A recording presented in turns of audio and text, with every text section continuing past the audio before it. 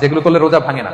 কেউ যদি ভুলে খেয়ে ফেলে, ভুলে পান করে, জোর করে যদি খাওয়ায়, তাহলে তার রোজা ভাঙে? ভাঙে।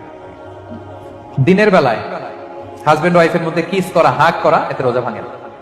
স্বপ্ন দোষ যদি হয়ে যায়, ইহতিলাম যেটা ওয়েট ড্রিম, রোজা ভাঙে না। ব্লাড টেস্ট করলে রোজা ভাঙে না।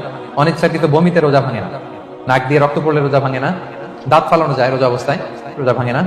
ইনজেকশনের ক্ষেত্রে এনার্জি বুস্টিং হলে ভেঙে যাবে, কিন্তু অন্যান্য পেন কিলার, তারপর অ্যান্টিবায়োটিক টাইপের যেগুলো, এগুলোতে ইনজেকশনে, এই ভ্যাকসিনে কি হয় না, ভাঙে না। আচ্ছা, কমন কিছু বিষয়, টুথপেস্ট, মাউথ ওয়াশ, রোজা ভাঙে না, তবে রেকমেন্ডেড না, না করতে বলি আমরা। মেসওয়াক করতে বলি। আতর ইউজ করা যাবে, পারফিউম ইউজ করা যাবে, কাজল দেওয়া যাবে চোখে, ইনসুলিন দেওয়া যাবে ডায়াবেটিক পেশেন্টের জন্য বলেছিলাম। আর বড় অ্যারেঞ্জমেন্ট হলে যদি জরুরি প্রয়োজন হয়, শেফ এটা লবণটা ট্রাই করতে পারবে, রোজা ভাঙবে না। এনজিওগ্রাম করা যাবে, এই জাতীয় জিনিসগুলো করা যাবে।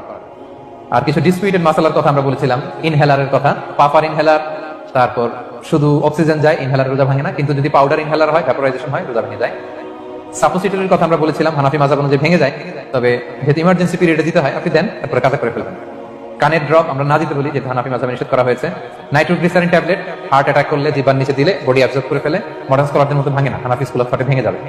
হিজামা করলে রোজা ভাঙে না, তবে আমরা দিনের বেলা করতে নিষেধ করি। ব্লাড ডোনেশন রোজা ভাঙবে না, বেশি পরিমাণে যদি ব্লাড ডোনেট করেন। দুর্বল হলে, অসুস্থতার কারণে ভাঙতে পারবেন, তবে জরুরি প্রয়োজনে আমরা অবশ্যই ব্লাড ডোনেট করবো।